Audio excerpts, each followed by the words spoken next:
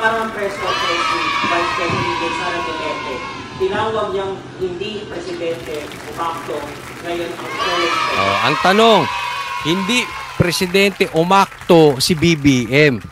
Anong masasabi ni PRRD?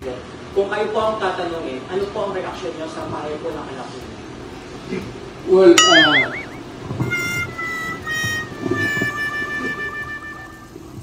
I may have to disagree with... Disagree siya sa sinabi ni Sarah. Hindi raw totoo. Bakit? daughter. Not totally. Baka kulang sa expectations niya. Ayun. Sobra sa expectation lang si BP Sara. Bakit? Pero ang role model niya yung tatay niya. Ang galing lang sagot. Ulitin natin. Sobra sa expectation. Yung tatay niya. Siguro ang role model niya yung tatay niya. Ayun. Sobra sa expectation si BP Sara, no? Kaya para sa kanya ay hindi presidente si Marcos umakto. Bakit ang role model niya ay si PRRD. Ang galing sumagot ni PRRD. But seriously,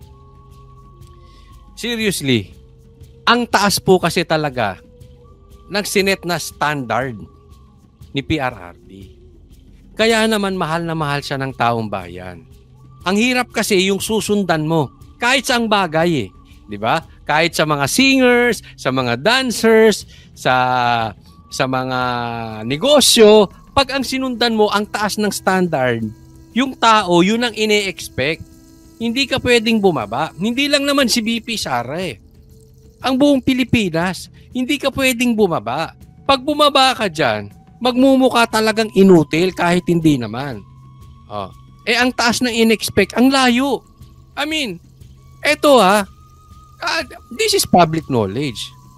Ang layo ni PRRD kay BBM. Sabi ko nga sa inyo halimbawa ba, maimbitahan, halimbawa tapos na ang termino ni BBM bilang presidente at siya naman ang iimbestigahan sa Senado.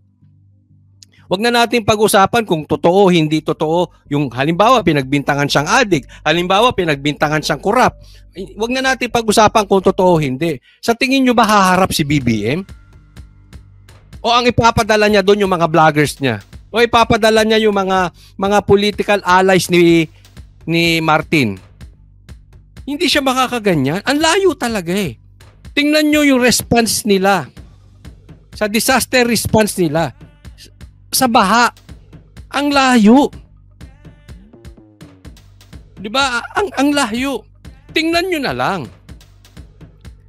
Nung panahon ni PRRD, ang mga adik takot lumabas. Ngayon, ang mga adik pakalat-kalat. Ngayon yung adik, ipinagtatanggol pa. Hindi ko nga maintindihan Ano bang meron sa mga adik ngayon? Ano bang meron sa mga kriminal ngayon? Bakit pinag-aaksayahan ng panahon at pinagtatanggol ng ibang senador, ng ibang mga congressman? Bakit yung sumulusyon sa mga adik, sa mga sagabal, sa bayang ito, yun ang ginigipit? Bakit tuwang-tuwa kayo sa adik ngayon? Na nagbibigay kayo ng oras ng budget ng taong bayan, may gastos lahat 'yan. Bakit nyo pinag-aaksayahan ng effort ang mga adik? Ano bang meron sa mga adik ngayon? Sino ba hari ng mga adik ngayon? Bakit? Yung sumulusyon sa problema natin, yung paginigipit. Ang layo talaga ni PRRD Ang layo ni PRRD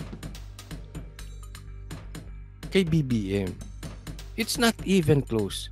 If you will ask my opinion, it's just like night and day. Araw at gabi. Kapit gatas. Ganun ang pagkakaiba. Ang layo. Itim at puti. Ang totally different.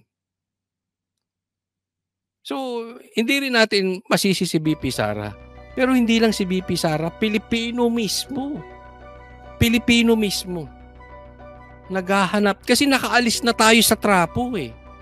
Nakaalis na tayo dun sa mga politikong ginagawa lang basura ang mga botante. Ayuda rito, ayuda rito. Ang tanong, asa ng infrastructure natin? Asa ng mga lehitimong proyekto? Ang daming nananalo sa loto. Asa ng maliwanag na proyekto? Asan? Saan ka nakakita na administrasyon na may pinakamaraming nananalo sa loto? Pakisagot. Di ba? Saan? Kaninong administrasyon? Saan ka nakakita na may pinakamalaking budget para sa baha and yet binabaha tayo?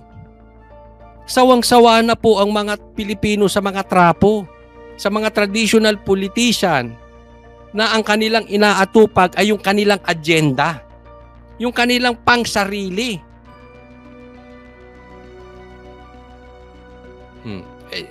PRRD, ano?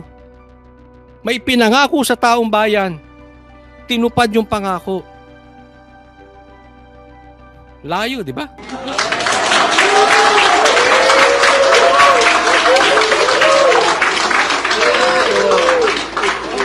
Ito naman, hindi naman lahat ng presidente kaagad. But, wag na, hayaan mo na si BP, sabi. Ito naman, hindi naman pwede yung presidente ganun agad, tanggal agad. Ewan ko. itong sitting president ngayon, I ano? know in my heart, not because hindi ko magkaibigan. I know that what he, by the way, what is he supposed to do? Nakaupo dyan siya sa manok na yan, bayad siya. Anong gawin niya? Pag-init siya ng utot niya dyan sa, siyempre nagtatrabaho yung tao. Kaya lang siguro, hindi, yung estimation sa ibang photo, medyo kulang. Kasi, Kulang na kulang, PRRD. Isang ka naman nakakita ng, minsan napupunta yung pera ng taong bayan dyan sa baha na yan. May flood projects sila eh. Flood control projects. Ang laki ng pondo eh. Baha pa rin. Tapos sasabihin sa media, ano bang gagawin natin? Kamot ulo. I mean, can you respect that kind? Alam mo kung ako BBM vlogger? Kunwari lang ako BBM vlogger ha. Sasakit ang ulo ko dyan kay Marcos. Sa totoo lang. At tinan mo tayo oposisyon. Sitting pretty. Bakit? We just follow our leader. We have a real leader. Hindi takot oh. Susunod lang. Yung leader natin kung tayo BBM vloggers, isipin mo yun. Hindi takot sa debate. Lalabas ba ng ganyan yan? Oh, so imbis na pinagtatanggol ka ng presidente mo, yung presidente mo pinagtatanggol mo. Weak eh. Oh. naman, hindi mayapang. Ito ba, suksugin. Mayroon guys sa akin na, pot, tayong ginalito, leche ka, yawa ka, hambog. Pero alam nyo, si BP Sara, sa magkakapatid ha, I think si BP Sara ang nakakuha ng, kanina nga kinakausap ko sila, mga kasama ko sa Banateros. Si BP Sara ang nakakuha ng utak at tapang ni PRRD. Combined eh.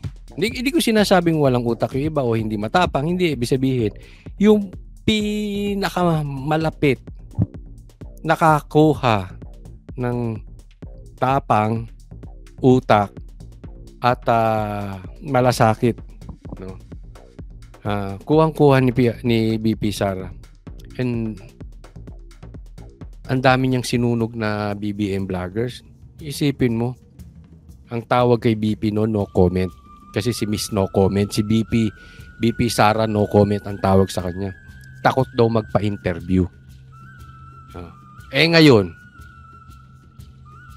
humarap sa investigasyon mag-isa. Okay, di sunog. Yung mga BBM vlogger, sunog, di ba? Ngayon, it's your turn. Sige nga. Pagsalitain nyo nga yung presidente nyo ng ganyan. Nang walang nakapaligid na iba. Siya lang.